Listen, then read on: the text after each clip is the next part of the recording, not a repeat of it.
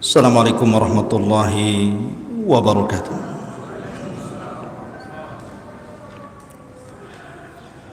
Alhamdulillah wassalatu wassalamu ala Rasulillah wa ala alihi wa sahbihi wa mawalah wa la hawla wa la quwata illa billahi wa ba'du. Qala Allah azza wa jalla ya ayyuhalladzina amanu taqullaha haqqa tuqatih wa la tamutunna illa wa antum muslimun. Ma'asyiral muslimin, jamaah salat maghrib yang dimuliakan Allah subhanahu wa ta'ala, alhamdulillah, segala puja dan puji hanya milik Allah subhanahu wa ta'ala yang telah mempertemukan kita di masjid ini. Salawat dan salam kita aturkan kepada Nabi kita, Nabi besar Muhammad sallallahu alaihi wasallam. Dan kita masih melanjutkan kajian kita, masih membahas tanda-tanda dari tanda-tanda kiamat besar. Dan ini pertemuan terakhir. Nanti mungkin kita akan mengupas tema lain setelah tema ini selesai. Ma'asyiral muslimin yang dimuliakan Allah subhanahu wa ta'ala, saya ulas kembali bahawa tanda-tanda kiamat besar itu ada 10. Dan kalau muncul salah satunya, maka akan terus muncul berurutan sampai kiamat dibangkitkan. Yang pertama sudah kita bahas, khurujud dajjal, munculnya dajjal. Dan dajjallah fitnah yang paling besar sejak Allah ciptakan Adam sampai kiamat dibangkitkan. Kemudian yang kedua, turunnya Isa bin Maryam. Dan turunnya Isa bin Maryam adalah alamatus sa'ah atau alamat tanda-tanda kiamat besar yang kedua yang ditugaskan oleh Allah Azza wa Jalla untuk membunuh Dajjal. Kemudian yang ketiga, khuruj Ya'juj wa Ma'juj, keluarnya kaum dari dua kabilah Yafis ibnu Nuh, turunan Yafis putra Nuh alaihi salatu wassalam, yang disebut dengan Ya'juj wa Ma'juj. Dua kabilah besar yang jumlahnya tidak ada yang tahu kecuali Allah. Maka ini 3 tanda dari tanda-tanda kiamat besar. Kemudian tanda yang keempat, muncul gempa dari arah timur dengan gempa yang sangat besar. Kemudian tanda yang kelima, disusul gempa dari arah barat dengan gempa yang sangat besar.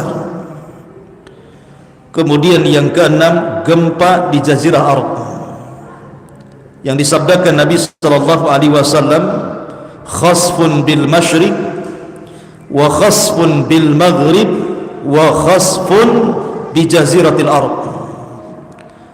Akan terjadi gempa hebat dari arah timur yang menenggelamkan bukan satu desa, satu negara. Kemudian disusul dengan gempa dari arah barat juga sama. Dan yang terakhir, gempa di Jazirah Arab. Satu kota bisa hancur. Itu sudah berapa? Sudah 6 tanda-tanda kiamat besar. Kemudian setelah terjadi gempa dari arah timur, barat dan juga Jazirah Arab, yang ketujuh, muncul dukhan, asap yang sangat hitam yang menutupi langit. Dan siapapun yang menghirup asap ini dan dia kafir, maka dia akan merasakan sakit yang luar biasa sampai akan mengeluarkan darah dari lubang hidung, telinga dan juga matanya. Bahkan sebagian mereka mati. Tapi kalau yang menghirup seorang yang beriman hanya sebatas pilek saja. Kemudian setelah asap diangkat oleh Allah Azza wa Jalla, muncul tanda di mana tobat ditutup Allah Subhanahu wa taala. Muncul matahari dari arah terbenamnya, dari arah barat. Kalau sudah muncul matahari dari arah barat, maka la yanfa'u nafsun imanuha, tidak mungkin manfaat lagi iman seseorang. Doa sudah tidak diterima, tobat sudah ditutup, amalan soleh sudah tidak diangkat, percuma. Kemudian alamat yang keberapa? Yang ke-9, khuruj ad-dabbah, munculnya binatang melata yang tugasnya menstempel mukmin dan kafir. Dan yang terakhir yang kita akan bahas malam ini, khurujun nar, keluarnya api dari arah Hijaz dan juga Aden Yaman, yang akan menggiring manusia sampai ke tempat berkumpulnya di Syam. Ini 10 tanda dari tanda-tanda alamat kiamat besar. Kalau sudah muncul 10 tanda ini, maka bumi dan alam semesta akan dihancur-hancurkan Allah. Ma'asyiral muslimin yang dimuliakan Allah Azza wa Jalla, adapun keluarnya api dari arah Yaman Aden ada dalam riwayat Hijaz, dan itu sudah dibuktikan oleh NASA bahwa di bumi Aden Yaman itu memang banyak burkan di dalam perutnya itu. Dalam perut bumi Aden itu banyak burkan, artinya api yang sangat besar. Lah api ini diciptakan oleh Allah Subhanahu wa taala untuk menjadi tanda-tanda akhir dari tanda-tanda kiamat besar. Nanti api ini akan keluar dari perut bumi, kemudian akan membakar lautan, dan bermula dari Yaman, kemudian disusul di Hijaz. Hijaz itu Mekah dan Madinah, kemudian akan bersatu. Lah api ini tidak diciptakan membakar manusia, tapi dia membakar segala sesuatu yang disentuhnya. Kalau seandainya dia menyentuh pohon, maka terbakar pohon itu. Menyentuh rumah, terbakar rumah itu. Menyentuh gedung, terbakar gedung itu. Tapi manusia tidak akan terbakar, karena api ini hanya ditugaskan untuk menggiring saja. Jadi kalau kita diam, apinya juga diam. Kalau kita tidur, apinya diam. Tapi kalau kita jalan, apinya jalan. Dia hanya tugasnya menggiring saja. Jadi api ini nanti akan menggiring satu dunia, dari ujung barat ke ujung timur, dari ujung selatan sampai ke utara, hanya menggiring manusia, mengumpulkan, diarahkan ke negeri Syam. Makanya Syam itu disebut Ardul Mahsyar namanya, bumi tempat berkumpulnya manusia di akhir zaman. Lah tentu sebelum ada api yang menggiring ini, ada tanda-tanda kiamat kecil yang terselip di antara tanda-tanda kiamat besar.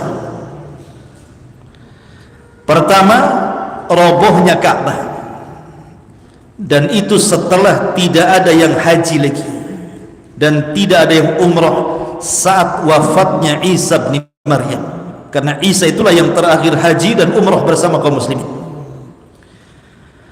Maka ketika kemudian Ka'bah sudah tidak ditawafi lagi, tidak ada haji dan umrah, maka muncul pasukan dari negeri Ethiopia, negerinya Abraha, negerinya Habasyah, yang bernama Dzu Suwaiqataini.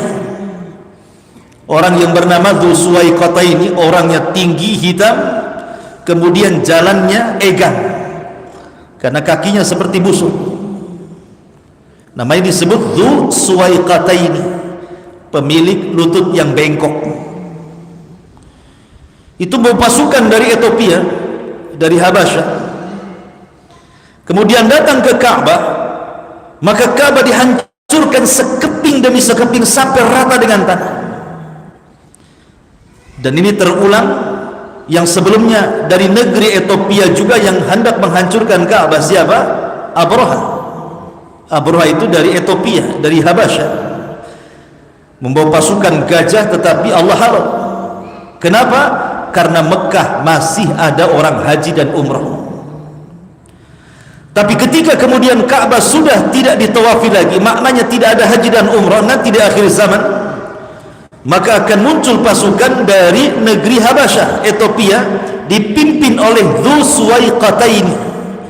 Di tangannya ada palu besar, kemudian mencongkel Ka'bah sebata demi sebata sampai rata dengan tanah, kemudian digali dan diambil pembendaharaan isinya.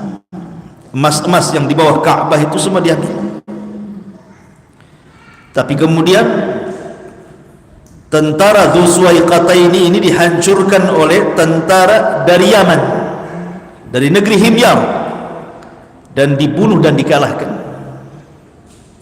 Ini juga tanda kiamat kecil yang terselip di antara tanda-tanda kiamat besar. Termasuk juga tanda-tanda kiamat kecil yang terselip di tanda-tanda kiamat besar adalah munculnya angin yang sangat dingin sekali. Dinginnya itu sampai kemudian mencabut arwah orang-orang yang beriman walaupun memiliki iman sebiji darah. Jadi angin ini akan masuk ke ketiak-ketiak orang-orang yang memiliki iman walaupun sebiji darah.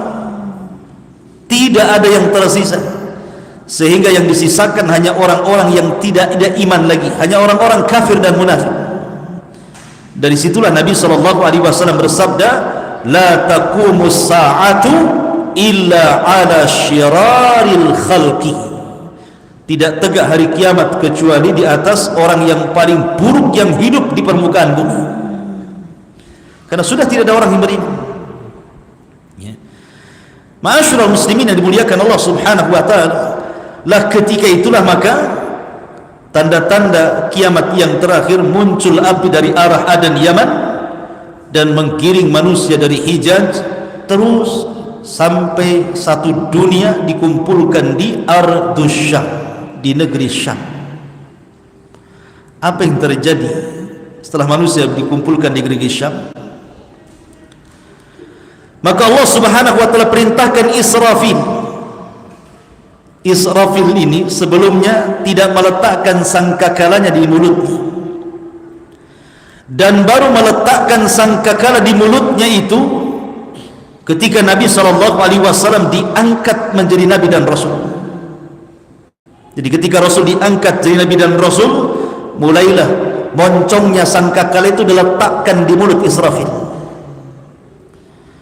Makanya Nabi SAW suatu ketika pernah tidak bisa tidur, tidak enak minum, tidak enak makan, gundah gulana, termenung, sehingga sahabat bertanya, ma sya'nuka ya Rasulullah, ada apa dengan kau hai Rasul?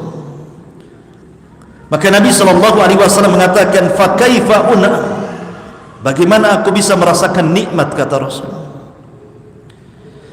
Fa kaifa una wa sahibul qarni qad iltaqamal qarna, sementara pemilik tiupan sangkakala itu sudah mulai meletakkan moncongnya di ujung mulutnya. Bagaimana aku akan nikmat tidur, nikmat makan, nikmat minum, sementara sahibul qarni qad iltaqamal qarna?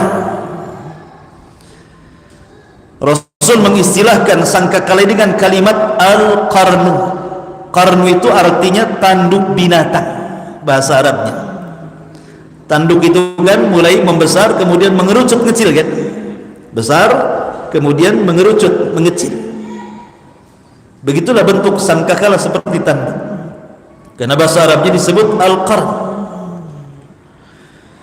Jadi Nabi SAW menghabarkan bahwa sejak diutusnya beliau itu sudah tanda dari tanda-tanda kiamat. Karena setelah Nabi SAW tidak ada Nabi lagi masalahnya, artinya sudah tunggu kiamat saja. Kalau masih ada Nabi lagi berarti masih lama kiamatnya kan. Kalau sudah tidak ada Nabi Dan Allah katakan, "Ma kana Muhammadun aba ahadi min rijalikum walakin Rasulullah wa khataman nabiyyin." Sementara dia adalah Rasulullah dan penutup para nabi, berarti menunjukkan bahwa kata Nabi, "Ana was-sa'ah kahataini." Kata Rasul, saya dan jarak hari kiamat itu seperti ini. Kemudian Rasul mengisyaratkan dua jari, jari tengah, wusta dan syababah, kemudian dirapatkan. Seperti itulah jarak diriku dan juga kiamat. Dan kematian Rasul juga tanda-tanda telah dekatnya kiamat. Kata Rasul, "U'dud sitan baina yaday sa'ah." Perhatikan 6 perkara sebelum tegaknya hari kiamat.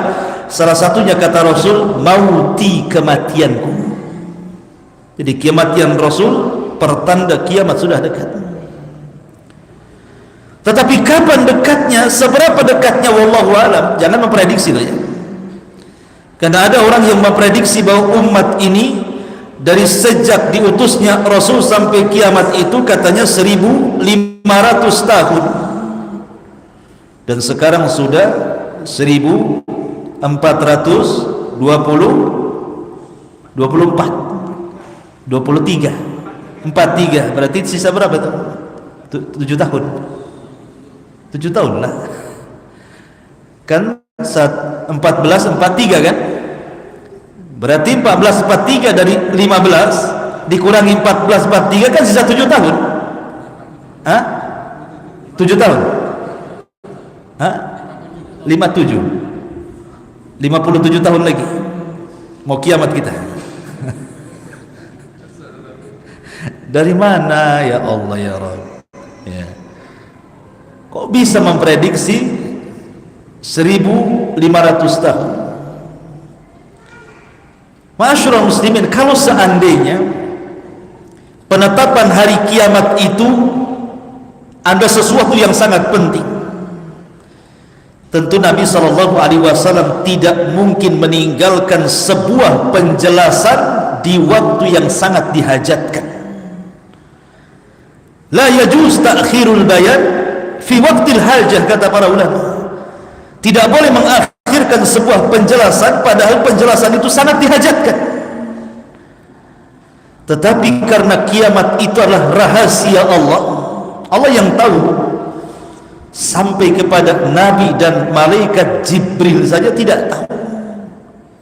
Ketika Jibril bertanya soal kapan kiamat, apa kata Rasul? Mal mas'ulu anha bi'a'lama minas sa'il.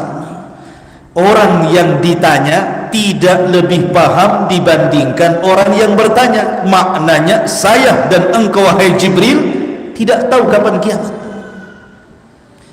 Kalau sekelas Rasul tidak tahu kapan kiamat, kemudian sekelas Jibril tidak tahu kapan kiamat, tiba-tiba muncul seorang ustaz yang memegang kunci hari kiamat atau jadi panitia hari kiamat, memprediksi bahwa kiamat sudah ditentukan waktunya. Akalnya di mana? Kok dia bisa mendahulukan Allah, Rasul, bahkan para malaikat? Ma'asyiral muslimin yang dimuliakan Allah Azza wa Jalla. Makanya kenapa Allah rahasiakan kiamat itu? Karena ada hikmah. Ada hikmah di balik rahasia kenapa Allah tidak memberitakan kiamat itu. Kapan terjadinya? Hanya diberitahu waktunya saja. Fi sabihati yaumil jum'ah, di pagi hari yaumul jum'ah, itu saja. Kapan bulannya, kapan tahunnya, kapan tanggalnya, wallahu a'lam. Hanya disebutkan fi sabihati yaumil jum'ah, di waktu fajar di hari Jumat, itu saja. Makanya Jumat itu hari yang besar bagi kaum muslimin. Apa hikmah tidak diberitahukan? Supaya kita persiapan. Makanya ketika seorang badui datang kepada Nabi SAW, kemudian memaksa Rasul untuk memberitahu kapan kiamat. Ya Rasulullah, mata sa'ah. Rasul, kapan kiamat Rasul? Rasul tidak mau menjawab sampai 3 kali. Maka pertanyaan balik kata Rasul, wa ma'adat talaha. Kau dari tadi tanya kapan kiamat, kapan kiamat, apa yang kau siapkan? Nah, ini pertanyaannya. Apa yang kau siapkan untuk tegaknya kiamat itu? Apakah engkau bertanya soal kiamat ingin menyaksikan bagaimana gedung-gedung dihancurkan, laut ditumpahkan, matahari ditabrakkan, bumi digoncangkan? Apa untuk melihat itu? Tetapi hari kiamat itu, hikmah dirahasiakannya adalah sabda Rasul, wa ma'adadta laha. Lalu apa yang kau siapkan? Jadi dirahasiakan itu untuk persiapan, dan persiapan terbaik hanyalah takwa. Wa tazawwadu fa inna khaira zadi taqwa. Berbekalah kalian, karena sebekal-bekal terbaik adalah takwa. Melaksanakan perintah, menjauhi larangan, menikmati yang dihalalkan, menjauhi yang diharamkan. Itulah takwa. Ma'asyiral muslimin yang dimuliakan Allah Azza wa Jalla, ketika Israfil meniupkan sangkakalanya, terjadi khilaf para ulama berapa kali tiupan. Sebagian ulama mengatakan bahwa Israfil meniup sangkakala itu 3 kali nafakhat, 3 kali tiupan. Yang pertama tiupan kejutan, yang kedua tiupan kematian, yang ketiga tiupan kebangkitan. Ini satu pendapat. Pendapat yang kedua, dan ini yang dirajihkan banyak para ulama, bahwa Israfil itu cuma meniup 2 kali trompet saja. Tiupan yang pertama adalah tiupan kejutan sekaligus tiupan kematian, dan tiupan yang kedua barulah tiupan kebangkitan di padang mahsyar. Lah ketika Israfil meniupkan sangkakalanya, Allah katakan dalam Al-Quran, Al-Qari'atu mal-Qari'ah. Apa itu Qari'ah? Qari'ah itu suara yang keluar dari moncong sangkakala yang ditiup Israfil. Dalam bahasa Arab itu Qari', suara yang mengetuk dengan keras itu disebut Qari'. Makanya Al-Qari'atu mal-Qari'ah. Wa ma adraka mal qari'ah yauma yakunun nasu kal farashil mabthus. Ketika suara itu keluar dari moncong Israfil, maka siapapun yang mendengar suara itu akan terkejut kemudian mati. Jadi suara itu akan terus mencari manusia yang hidup, mencari jin yang hidup, mencari malaikat yang hidup. Setiap kemudian terdengar suara, mati. Terus berjalan suara ini, setiap terdengar mati, terdengar mati, terdengar mati, begitu. Satu persatu jin itu tumbang mati, satu persatu manusia mati, termasuk satu persatu malaikat mati. Allah mengatakan, wa futihatis sama fakanat abwaba. Maka langit dibuka pada hari kiamat dan malaikat mengosongkan langit, dan satu persatu malaikat wafat. Jin juga sama, apalagi manusia, makhluk yang lemah, satu persatu mati.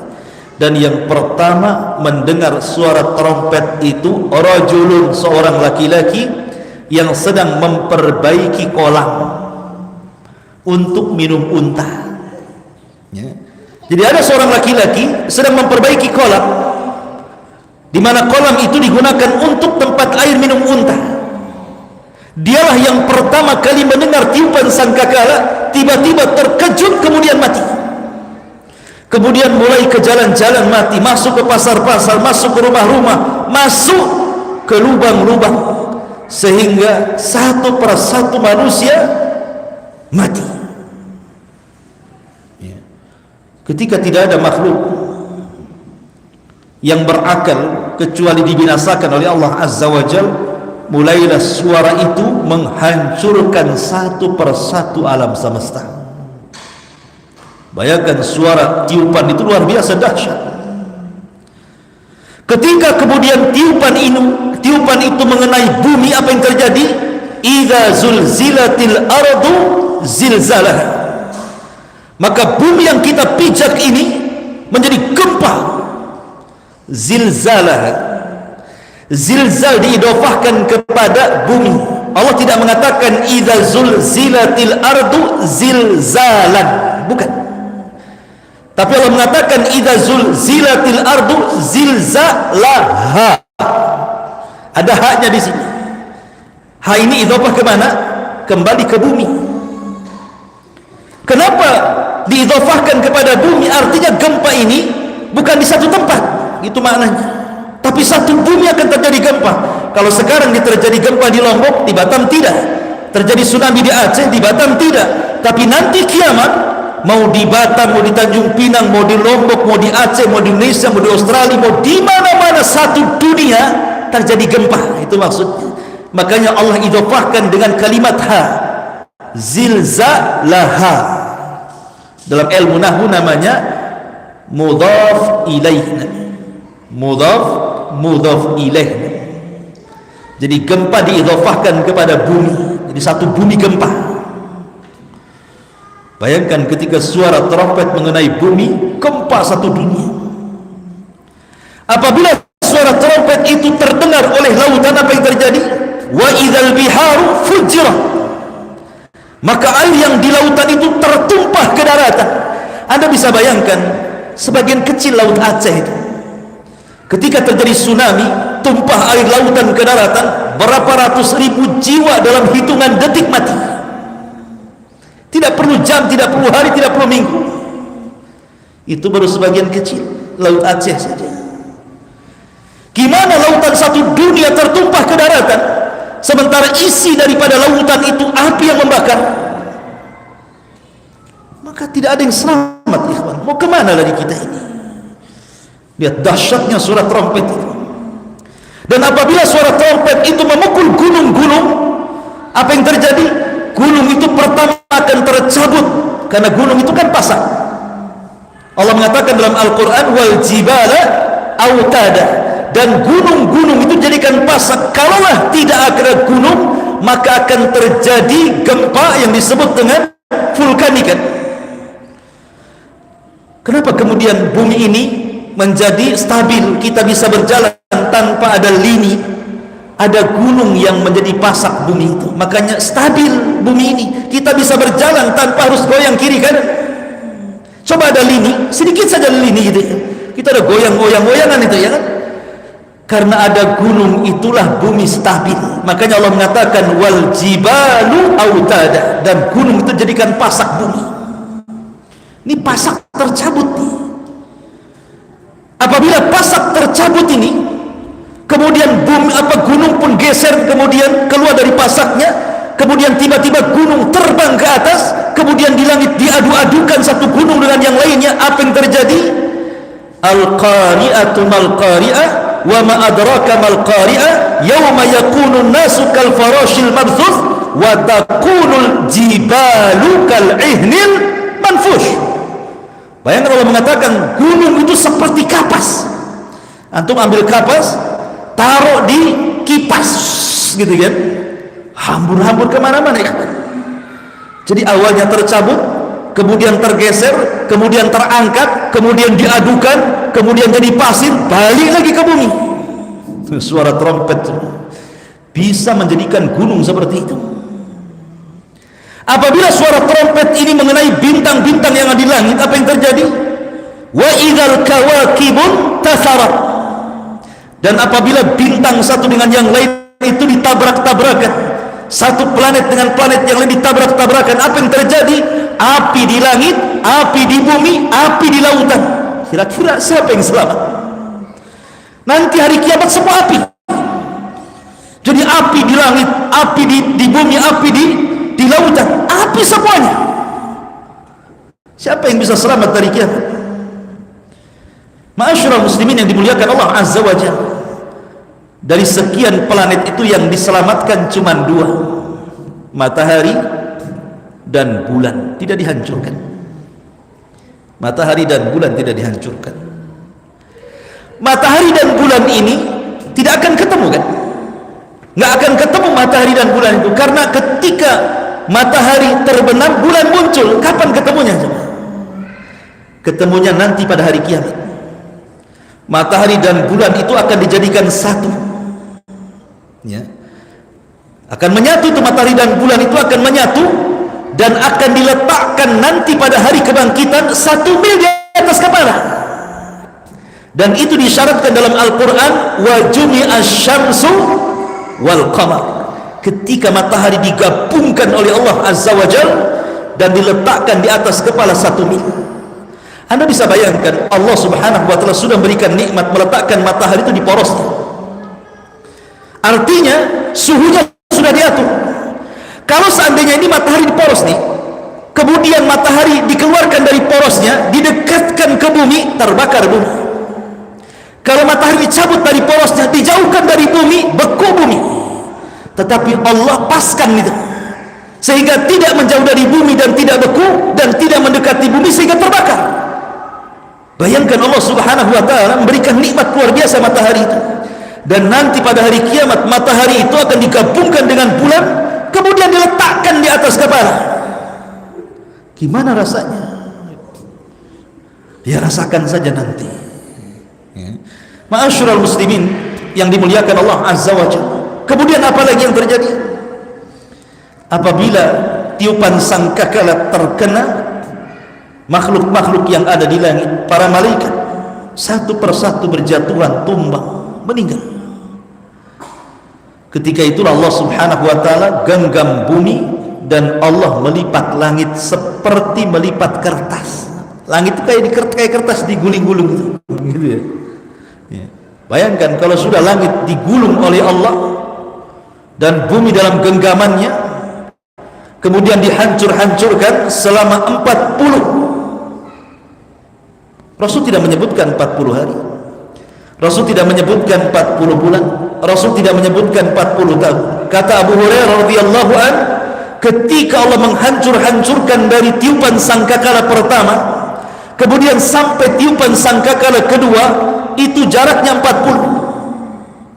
Abu Hurairah ditanya, apakah 40 hari wahai Abu Hurairah? Kata Abu Hurairah, fa'abaitu, aku pun enggan menjawabnya. Apakah 40 bulan ya Abu Hurairah? Kata Abu Hurairah, fa'abaitu, aku pun enggan menjawabnya. Apakah 40 tahun? Fa'abaitu, aku pun enggan menjawabnya. Yang jelas jarak tiupan antara dua sangkakala itu saat Allah hancur-hancurkan bumi dan langit dan alam semesta itu 40. Tetapi kalau disebut angka biasanya terlama. Berapa? 40 tahun. Ya bisa 40 bulan, bisa 40 hari. Tapi biasanya kalau disebutkan angka diambil terlama. Berarti jaraknya 40 tahun. Dan kalau seandainya sudah hancur semuanya, tidak ada manusia, tidak ada jin, tidak ada malaikat, bintang sudah tidak ada lagi, bumi sudah hancur, lautan sudah kering, apa yang terjadi? Maka Allah Subhanahu wa Ta'ala akan datang, kemudian akan memanggil-manggil makhluknya dan mengatakan, limanil mulkul yaum, limanil mulkul yaum. Sekarang kalian tahu milik siapa kekuasaan ini? Ainal mutakabbirun, ainal jabbarun, di mana orang-orang yang congkak dan sombong itu? Limanil mulkul yaum, milik siapa kekuasaan ini?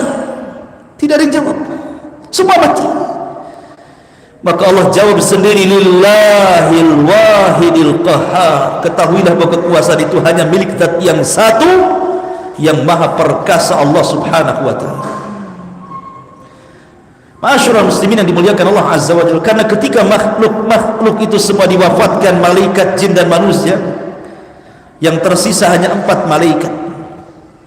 Malaikat Jibril, Mikail, Israfil dan Malakul Maut.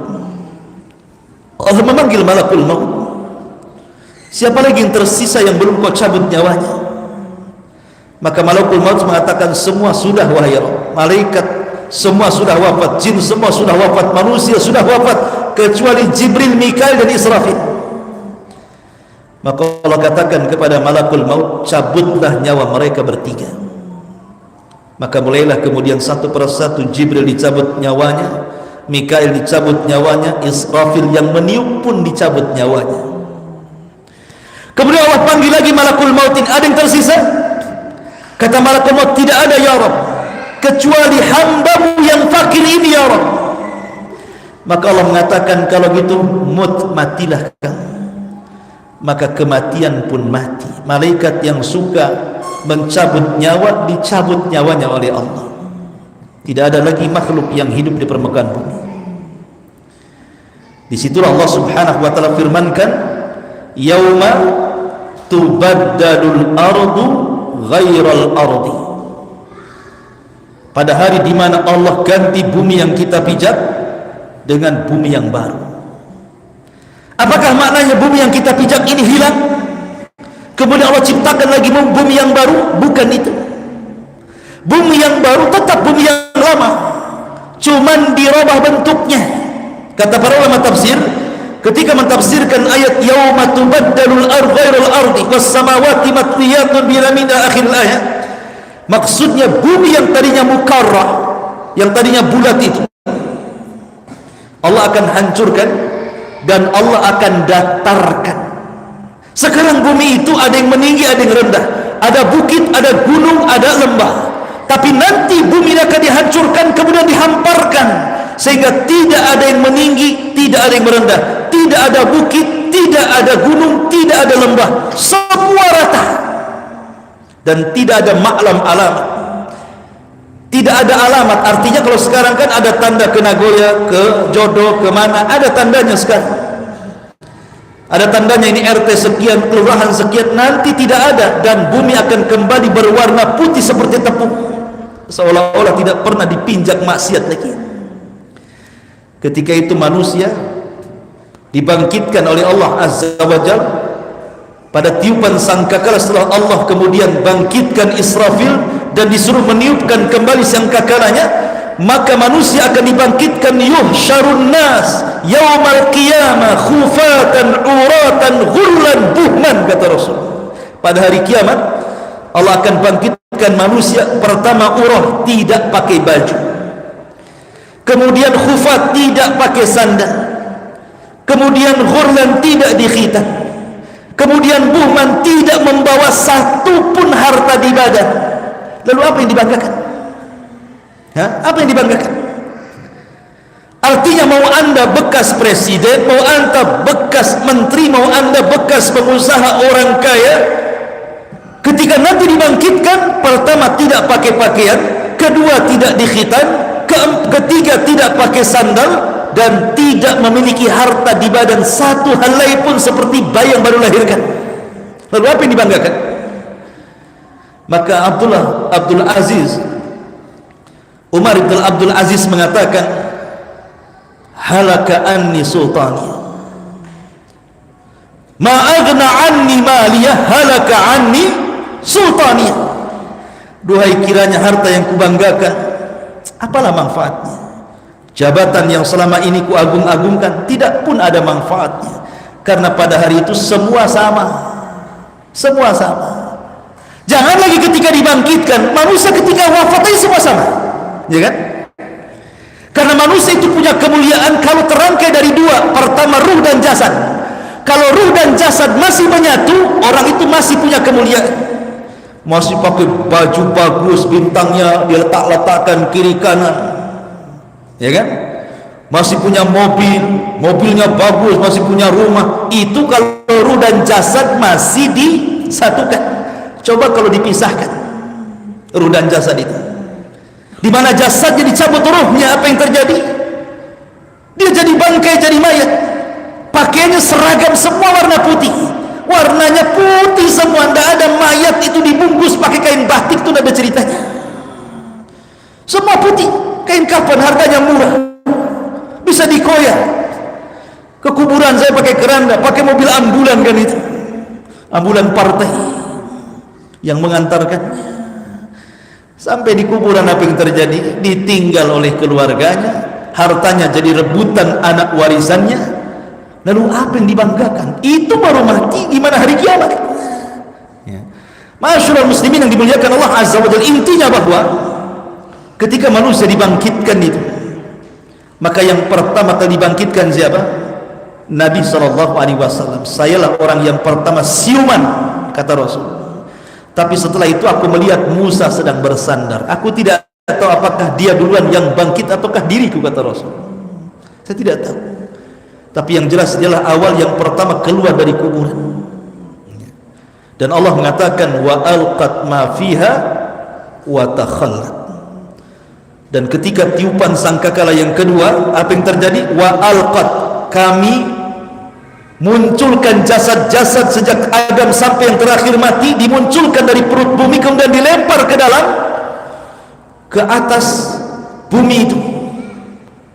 Dalam riwayat dalam ayat yang lain, wa akhrajatil ardu athqalaha, dan kami keluarkan beban-beban beratnya dari perut bumi kemudian diletakkan di dasar bumi. Maksudnya bangkai-bangkai manusia itu mulai bergelimang di padang mahsyar, belum ada roh, dan mereka dibangkitkan dari tulang ekornya. Setiap manusia yang meninggal akan disisakan tulang ekor. Tulang ekor itu kecil tapi tidak dihancurkan. Dari situ manusia dibangkitkan. Lah ketika semua jasad manusia sudah berada di permukaan di padang mahsyar, apa yang terjadi? Wa idzan nufusu zuwizat. Apabila ruh dilesatkan ke dalam jasadnya. Ruhnya orang-orang kafir melesat dari sijin, dari bawah bumi yang paling dasar. Ruhnya orang-orang mukmin melesat dari illiyin, dari tempat ketinggian.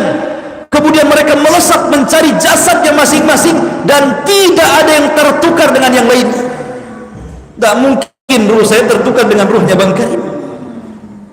Tidak akan tertukar. Ruh akan sesuai dengan jasad yang pernah ditempatinya itu.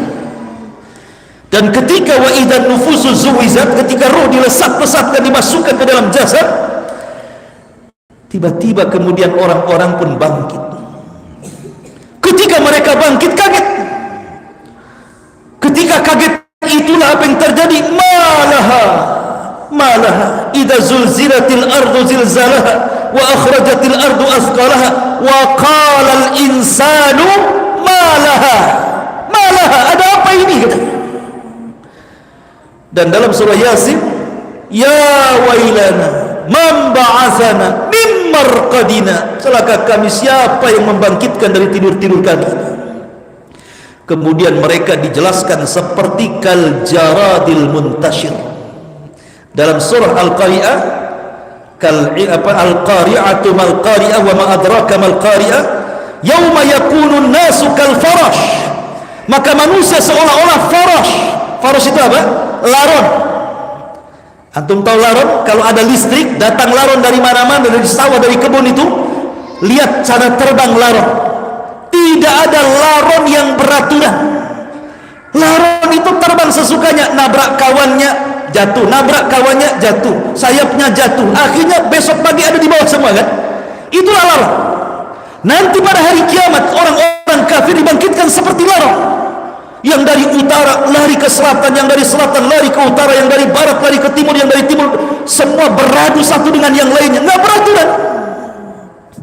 Seraya mengatakan ya wailana man ba'atsana min marqadina hadza, siapa yang membangkitkan celaka aku. Tapi orang-orang yang beriman tidak lari. Tiba-tiba ketika dibangkitkan, sebelahnya ada istrinya yang saleh, ada orang tuanya yang saleh dan saleh, anak-anaknya yang saleh dan saleh. Ketika melihat orang kafir yang lari ke sana kemari, mereka mengatakan hadza ma wa'ada ar-rahman wa sadaqal mursalun.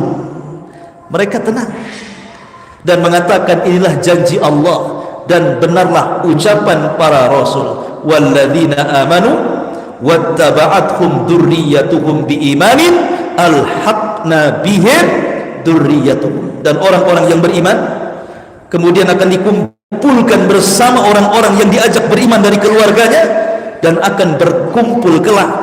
Dan itu satu kenyamanan yang tidak didapati orang kafir dan munafik saat dibangkitkan.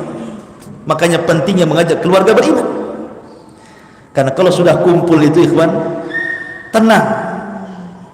Bahasa orang Jawa itu susah senang sing penting ngumpul katanya. Nah, ya orang Jawa ya. Kenapa? Senang. Kalau kumpul itu apa yang dimakan ya senang.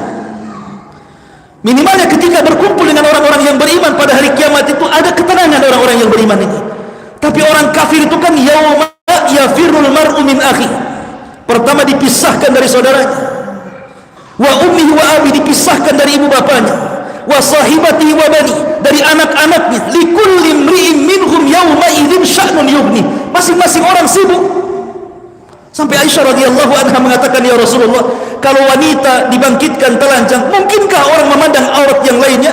Ya Aisyah, kata Rasul, al-amru yawma idin asyad. Nanti hari kiamat itu perkaranya sangat keras, nggak mungkin orang sempat mandang aurat orang. Orang dah sibuk menyelamatkan diri sendiri. Ma'asyiral muslimin yang dimuliakan, inilah terjadinya kiamat, maka berakhirlah silsilah hari kiamat. Insyaallah mungkin ke depannya kita akan mengkaji kitab sejarah ya. Ada namanya kitab Rahiqul Maktum. Itu sejarah singkat Nabi SAW dari lahir sampai wafat, sudah diterjemahkan. Nama kitabnya Rahiqul Maktum, karya Al-Imam Al-Mubarakfuri. Kitab itu bagus sekali. Yang mudah-mudahan bisa kita selesaikan sirah Nabi dalam setahun, sehingga kita paham sejarah Nabi dari awal sampai akhir. Wallahu a'lam. Sudah isya. Subhanaka wa bihamdika asyhadu an la ilaha illa anta astaghfiruka wa atubu ilaik. Allahu ta'ala. Assalamualaikum warahmatullahi wabarakatuh.